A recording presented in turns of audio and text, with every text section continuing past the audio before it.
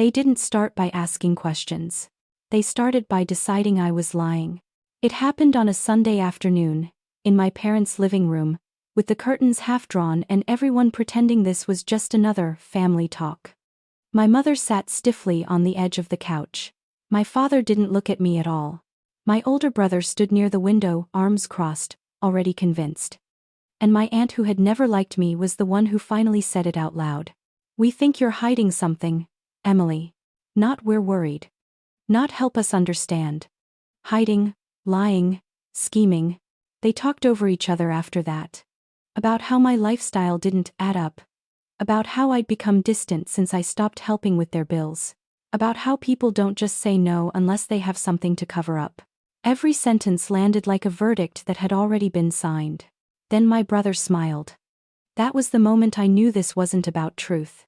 "We've already hired a private investigator," he said, casually, like he was talking about ordering takeout.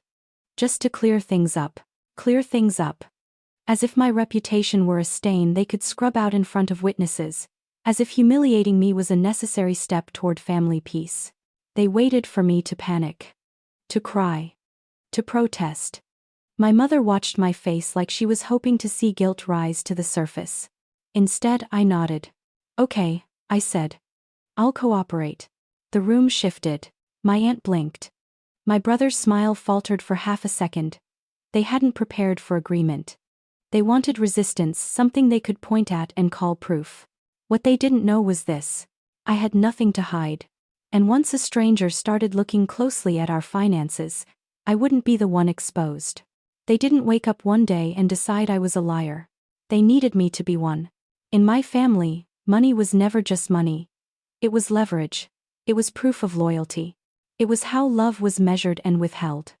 Growing up, I learned early that being responsible didn't mean being respected, it meant being available. I was the one who paid late fees quietly, covered shortfalls without asking questions, and fixed problems before anyone else even admitted they existed. My brother was different. He was loud, confident, and constantly between opportunities.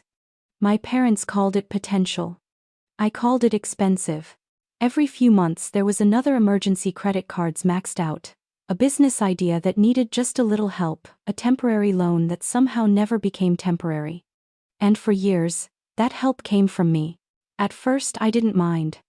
I told myself this was what family did. I was single, financially stable, and capable. They weren't. So I stepped in. Again and again. Each time, I was thanked briefly and forgotten quickly, like a utility bill that had been paid on time and therefore didn't deserve attention. Everything changed the first time I said no. It wasn't dramatic. I didn't raise my voice or make accusations. I simply told them I wasn't comfortable continuing to cover shared expenses or unexplained transfers. I said I needed clarity. Boundaries. Accountability. The reaction was immediate and revealing. Suddenly, I was secretive. Different. My mother started asking pointed questions about my job. My aunt made jokes about how I must be doing very well for myself. My brother stopped asking for money and started watching me instead, like he was waiting for me to slip. To them, my refusal wasn't independence, it was betrayal. If I wasn't paying anymore, then something must be wrong with me. Because the alternative, that they had been careless, entitled, or dishonest for years, was a truth they couldn't afford to face. So they rewrote the story. I wasn't setting boundaries. I was hiding something. I wasn't protecting myself. I was protecting a lie. And once they agreed on that version, everything else fell into place, including the decision to prove it. Once they decided I was hiding something, they made sure I wasn't hiding it alone. The story spread quietly at first, the way family rumors always do, disguised as concern. A call from an aunt asking if I was doing okay. A cousin texting to say they'd heard I was under a lot of stress. No one asked me directly what was wrong. They just circled, gathering pieces of a story that had already been written without my input. At Sunday dinners, the tone shifted. Conversations stopped when I entered the room. My mother watched me too closely, like she was waiting for me to say the wrong thing. My brother leaned back in his chair and smirked whenever money came up, as if the punchline was already on its way. "If you've got nothing to hide, this should be easy," he said one night, loud enough for everyone to hear. No one disagreed. I realized then that defending myself would only make me look defensive. Explaining would sound like excuses. Emotion would be labeled guilt. So I chose silence not because I was weak but because I was certain. When the private investigator reached out, I responded within the hour. I sent over every document he asked for. Bank statements, contracts, old emails, timelines. I didn't argue or delay. I didn't ask what my family had told him about me. That seemed to confuse them more than anger ever could. My aunt asked why I wasn't nervous. My mother said it hurt her feelings that I didn't fight harder to clear my name. My brother joked that I must have a great lawyer lined up already. I just smiled and said, "I trust the process." What I didn't say was that I'd already lived my life transparently. There were no secrets buried deep enough to stay hidden. If someone looked long and hard enough, they would only find consistency. And consistency, I had learned, is terrifying to people who survive on chaos. While they waited for the investigation to destroy me, I waited for it to finish its job. The investigation didn't begin with accusations. It began with patterns. The private investigator was polite, almost disarmingly so. Our first call lasted less than 30 minutes. He asked about my employment, my income, my living expenses, straightforward questions. I answered calmly, sending documents as we spoke. When we hung up, I felt oddly lighter, as if a weight I hadn't realized I was carrying had finally been set down. The second call was different. He asked about shared accounts, not just the ones in my name, but the ones connected to my parents. Old joint accounts that had never been fully closed. Business accounts tied to temporary family ventures. Credit lines I had once helped secure years ago, when trust still felt safe. I sent everything. Again. A few days later, he called back with more questions, but this time, they weren't about me. "How often did your family move money between accounts? Were these transfers documented as loans? Did anyone ever provide repayment schedules?" I answered honestly. Sometimes. Rarely. Almost never. That's when I noticed the shift. My brother started complaining that the investigator was asking weird questions. My mother said he seemed confused. My aunt joked that he was probably incompetent if he hadn't found anything on me yet. Their confidence sounded forced, brittle around the edges. Meanwhile, the investigator's emails grew longer. More precise. He asked for explanations I couldn't give because I had never been included in them. Transfers labeled as reimbursements with no receipts. Withdrawals justified as family expenses that didn't match any real cost. Amounts that were small on their own, but frequent enough to feel intentional. I began to understand why my refusal to keep paying had scared them. Without my money smoothing things over, the inconsistencies had nowhere left to hide. One afternoon, the investigator asked me a question that changed everything. "Did you ever authorize anyone in your family to move funds on your behalf?" I paused before answering. "No," I said. "Never." There was a brief silence on the line. Not awkward. Focused. "Thank you," he replied. "That helps." After that, the calls slowed, but the tension in my family escalated. My brother snapped at my parents. My mother suddenly wanted reassurance that everything would be fine. They weren't worried about my reputation anymore. They were worried about what the investigator was seeing. And for the first time since this began, I wasn't waiting for answers. I was waiting for confirmation. The truth didn't arrive all at once. It surfaced slowly, in increments small enough to be dismissed, consistent enough to be undeniable. The investigator called me late one evening, his voice more serious than before. He didn't accuse anyone. He didn't speculate. He simply started listing numbers. Transfers that occurred every few months. Withdrawals just under reporting thresholds. Payments labeled as family reimbursements with no corresponding expenses. Individually, none of them would have raised alarms. A few thousand here. 10,000 there. Money moved with casual familiarity, as if no one expected it to ever be questioned. That was the part that chilled me the most, not the amounts, but the confidence behind them. He explained how the pattern worked. Money was pulled from shared or legacy-linked accounts, often during moments of urgency, a medical bill, a business opportunity, a temporary gap that needed filling. The explanations changed, but the direction never did. The funds always moved away from the same source. Away from transparency. Away from accountability. Toward my family. I sat at my kitchen table, listening, staring at a spot on the wall I couldn't see. My hands were steady, but my chest felt hollow. Not because I was surprised, but because I wasn't. The investigator continued. Over 5 years, the total added up to just over $360,000. Not taken at once. Not by one person alone.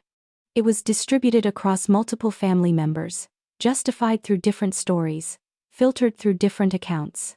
Enough separation to confuse anyone who wasn't looking carefully. Enough familiarity to avoid suspicion. Until now. What concerns me most, he said, is that none of these transfers were authorized by you. And several appear to have occurred after you explicitly stopped contributing. That was the moment it clicked. My boundaries hadn't triggered their anger. They had triggered fear. Without my quiet compliance, the system they'd built started to collapse. My refusal didn't just cut off money, it removed the last layer of cover. The person who made things disappear without questions. The one who kept the books from being examined too closely. I thought back to every time I'd been told, "Don't worry about it. It's handled." Every time I'd been thanked for being easy. Easy had never meant appreciated. It had meant useful. When the call ended, I sat there long after the screen went dark. I didn't feel triumphant. I didn't feel vindicated. I felt clear. They hadn't hired a private investigator to find the truth. They'd hired him to protect a lie. And now that lie had a number attached to it. The meeting was scheduled for a Tuesday evening, back in my parents' living room, the same place where this all began. The furniture hadn't moved. The air still smelled faintly of coffee and old upholstery. If I closed my eyes, I could almost hear my aunt's voice from weeks earlier, calling me a liar with absolute certainty. Everyone was there. My parents sat side by side on the couch, shoulders tense. My brother stood instead of sitting, pacing like the floor might give him answers. My aunt took the armchair, chin lifted, already prepared to argue. No one looked at me when I walked in. The private investigator arrived last. He didn't waste time on pleasantries. He placed a thin folder on the coffee table and sat down, his posture calm, professional. "I'll be direct," he said. "I found no evidence that Emily has lied, concealed income, or misrepresented her finances. In ashen white is a Rome." The silence that followed was immediate and absolute. My mother blinked rapidly, as if she hadn't heard him correctly. My aunt's lips parted, then pressed together again. My brother stopped pacing. The investigator continued. "However," he said, opening the folder, "my review uncovered repeated unauthorized financial transfers involving multiple family accounts." He began listing dates, amounts, account numbers. Each detail landed softly, but together, they weighed tons. I watched the color drain from my brother's face as he recognized numbers he thought no one else would ever see. The total, he explained, was $360,000. Not borrowed. Not gifted. Not repaid. Moved deliberately. Over time. Without consent. No one interrupted him. No one laughed. No one scoffed. The confidence that had filled that room weeks earlier had vanished completely, replaced by something brittle and exposed. My mother whispered my brother's name. He didn't respond. The investigator closed the folder and looked up. "These findings are documented. They can be shared with financial institutions or legal counsel if requested." That was when panic finally broke through the silence. My aunt began speaking all at once about misunderstandings, about family helping family. My father rubbed his face with both hands. My brother finally sat down, his shoulders slumping as if gravity had doubled. No one apologized to me. Not yet. But no one called me a liar either. I sat quietly, hands folded in my lap, listening to the sound of my own breathing. The truth didn't need my voice. It didn't need my anger. It had already spoken. And in that moment of silence, the story they'd built around me collapsed under its own weight.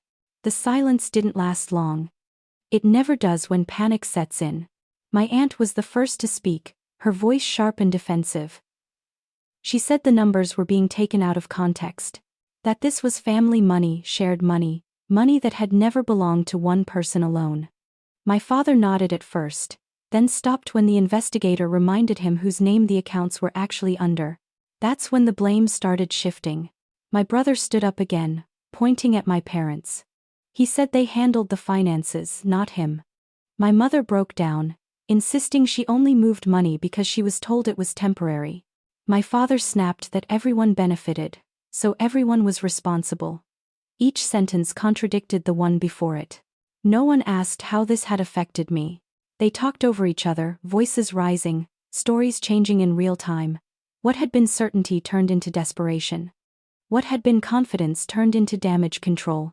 Then the tone changed. My mother turned to me, eyes glassy, reaching for my hand. She said we didn't need to make this worse than it already was. That families solve things quietly. My brother followed, lowering his voice, asking me to help explain things to the investigator, to clarify intent, to smooth it out. My aunt went further. She said I was being cruel for sitting there silently. That I knew they never meant harm. That I could fix this if I wanted to. That was the moment I finally spoke. I didn't create this, I said calmly. I didn't hide it. And I'm not responsible for covering it up. It's coming, Mitre. The room fell quiet again, but this time it felt different, smaller, fragile. They weren't afraid of losing me. They were afraid of losing control. And they knew it. I didn't leave that night feeling victorious. There was no satisfaction in watching people I once trusted unravel. What I felt instead was calm, the kind that comes when a truth finally stands on its own, without needing to be defended. The consequences unfolded without my involvement. Phone calls I didn't answer. Messages I didn't explain away. For the first time, I didn't rush in to fix what wasn't mine to repair. Silence became my boundary, and peace followed it naturally. I learned something through all of this. Truth doesn't need volume. It doesn't need performance. It only needs time and light. They hired a private investigator to expose me. Instead, they exposed themselves. I walked away without raising my voice, without revenge, without proving anything further. I didn't need their apology to move forward. I didn't need their approval to feel whole. Sometimes the quietest ending is the strongest one. And for the first time in my life, that quiet belonged to me. If you've stayed with me until now, I want you to know this story wasn't just about money or betrayal. It was about choosing yourself when the people closest to you decide you're expendable. If you believe I did the right thing, I hope you'll say so in the comments. Your words matter more than you think. Not just to me, but to anyone reading who's still afraid to set boundaries. What I learned is simple but hard. Silence can be strength, boundaries are not cruelty, and truth doesn't require permission to exist. In real life, you don't win by shouting, you win by standing firm and letting facts speak. If you're being pressured to fix problems you didn't create, step back. Responsibility ends where manipulation begins. If this story resonated with you, please subscribe to the channel, like the video, and share your thoughts below. Tell me, what would you have done in my place? Let's talk.